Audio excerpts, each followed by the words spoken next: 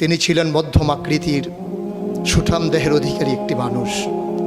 তার চুলগুলো ছিল ঘাড় পর্যন্ত প্রলম্বিত, হালকা হালকা কোঁকড়ানো।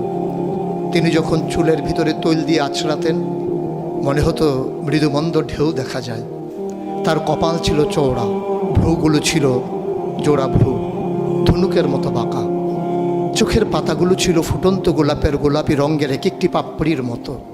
তিনি কখনো বা যখন চোখের পলক ফেলতেন মনে হতো মৃদুমন্দ বাতাসে গোলাপ পাপড়ি যেন দোল খাচ্ছে। তার চোখের সাদা অংশ ছিল রক্তিমাভ সাদা, কালো অংশ ছিল কৃষ্ণ কালো। তার নাকটা ছিল খাড়া, নাকের ছিদ্রগুলো ছিল ছোট ছোট। নাকের নিচে ছিল সরু চিকন গোঁফ, গোঁফের নিচেই সেই গোলাপি রঙের ঠোঁট।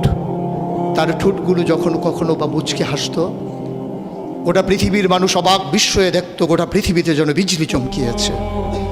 তিনি কখনো বা যখন এই রাস্তা দিয়ে হেঁটে যেতেন